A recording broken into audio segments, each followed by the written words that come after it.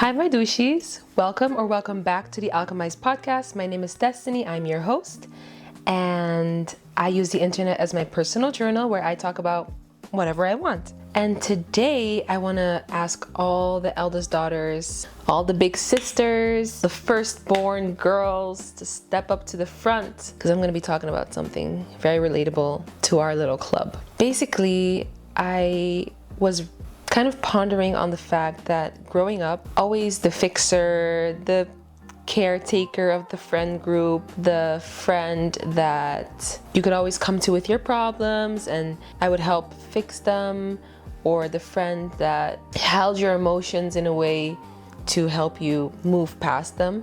I still am, and I like being that friend. You know, I love helping my friends through their emotional process and getting them to a place where they feel better, you know, like a little therapist or whatnot. And I noticed that I used to do that not only with other people's emotions, so managing them and helping them navigate them, but also my own, to the point where I'm very good at kind of dismissing myself a little bit. So instead of feeling my emotions and then allowing that to just be, I do a lot to fix it, you know? So instead of just having the emotion and allowing it to exist, I oftentimes notice that I have the tendency to try to fix whatever emotion me or someone else is dealing with at the moment. And I realize that that's not my job. It's not my job to manage mine or other people's emotions. If I can focus a little bit on myself, I heard a quote recently that really hit home and made me realize what this kind of means. And it said, emotions are information, not instructions. So whenever I experience a feeling, it doesn't mean that I need to take action towards that feeling. It just means that I need to acknowledge that it's there and allow it to move through me. That's the same for others. So for example, if I notice that someone is quiet, or they seem angry, or they seem like they're in a bad mood, it's not my job to now go out of my way and make sure this person feels better. It's my job to allow them their process of allowing their feelings to come and move through it and then be good again. Because I've been in situations where it felt dangerous for my nervous system to be with someone who's emotionally unstable, I think the tendency to try to fix people's emotions became very second nature to me. And it's not only other people's, but also my own, because sometimes I imagine that allowing myself to experience an emotion completely and fully will get me to a point where I lose control instead of be able to handle myself gracefully and nicely. But I noticed that if I keep doing that, I'll keep holding on to so much extra stress that isn't even necessary. Because if I did allow myself to quote unquote crash out, it's like a child throwing a tantrum. You know, children don't really manage their emotions very well when they're very young. They throw tantrums, they have big feelings, and those big feelings are very noticeable by everyone around them, you know? Just think about a time where you've seen a child in the supermarket having a moment where, you know, they're on the floor and they're going, I want the candy, or, you know, just going ham. You know, some people like myself could go, oh, you know, you want to just get that child to step back up. But it's actually very important that children get the chance to emote and to express these big feelings, because in a lot of our cases, especially going back to the eldest daughter, especially when you are considered to be the mature one, when you're considered to be the one that's most controlled, it can be difficult to allow those emotions to pass through you, because you think, oh no, I need to set an example. I need to show that I'm above whatever this emotion is, instead of letting it take over me and control me. And I notice that because I'm in the energy of trying to manage myself a lot or manage others a lot, instead of these emotions coming up and manifesting in a healthy way, they're suppressed and then they come out in unhealthy ways, or I deal with them with unhealthy coping mechanisms instead of being able to process them naturally. For example, if I'm frustrated by a particular situation that happens maybe in the morning, if I don't allow myself to process that frustration correctly, by the end of the evening, I'm either going to take it out on someone else that has nothing to do with what happened in the morning, or I'm going to abuse my body in one way, shape, or the other in order to cope, hoping that that's going to make me feel better, but it doesn't. And then the cycle repeats because now I feel more frustrated, and now that frustration of dealing with my problems in the wrong way is stacking on top of the earlier frustration, which still hasn't been processed.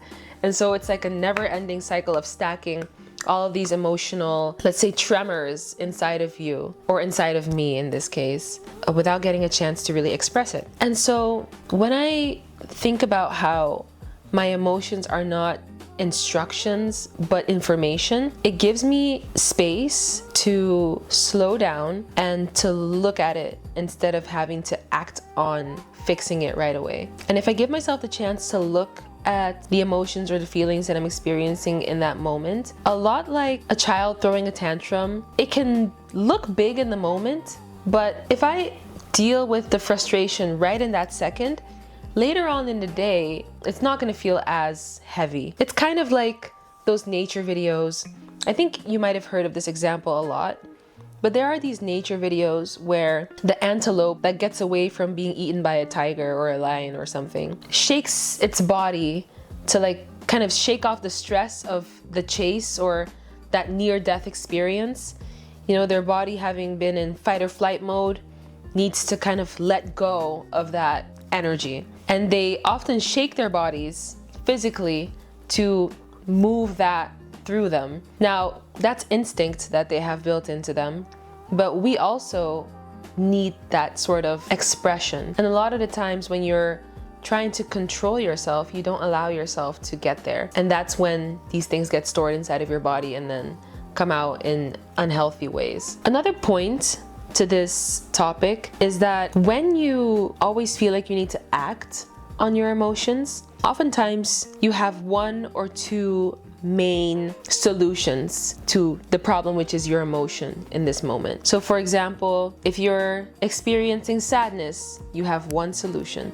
If you're experiencing anger, you have one solution. If you're experiencing discomfort, you have one solution. And it's formed through habit, and it's formed through what your brain finds the easiest route to self-regulation. But if you only have one solution to many problems, that solution becomes an addiction. For example, it could be something like doom scrolling. If whenever you're uncomfortable and you're in a room with a lot of people, if whenever you're in a room full of people and you get uncomfortable and you don't know what to say or do, you grab your phone and start scrolling, that's a coping mechanism for discomfort. If whenever you're having an argument and you start getting angry or frustrated and you just want to cut off the conversation and start scrolling on your phone, I do that.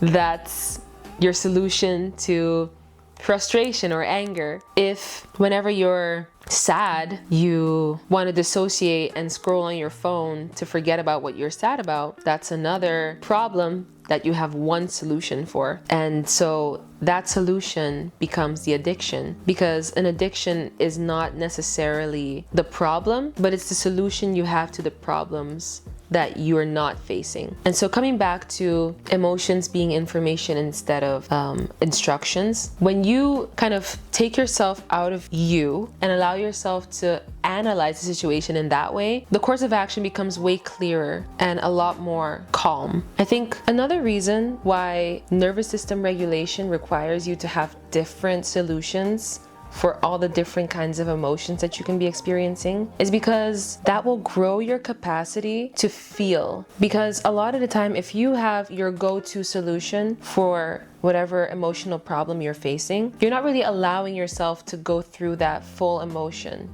You're suppressing it, you're dissociating, you're tapping out, where you should actually be going deeper. And the further and the deeper you allow yourself to connect to the emotion that you're feeling at the moment, you don't only enhance your ability to sit with it and to feel the negative emotions, but you also expand your capacity to enjoy and to experience positive emotions. It's kind of like okay, I've never been good at math, but you know, like a graph where you have kind of like this, like a wave going, like the peak of the wave can only get as high as the depth of how far the wave can go down. I don't know if that's a good analogy.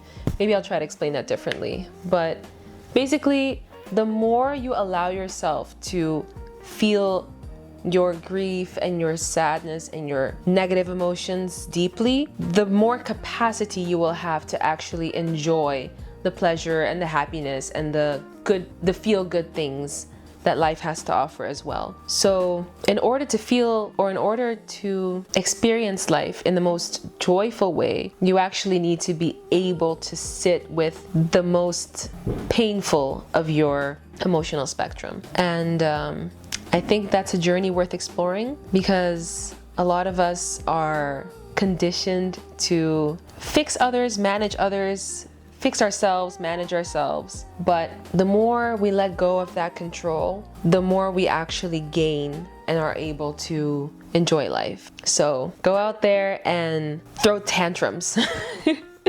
Throw tantrums. Be 3 years old, get on the floor in the supermarket. Okay, maybe not that, but basically allow yourself to have a full spectrum of emotions, because that's how you're going to be happy again. And I think that's the message for today. Thank you guys all for being here again. I'm hoping that you guys are liking this new setup, these new types of videos. I would like to hear your opinion in the comments, and I wish you all a happy day. Bye, my douchies.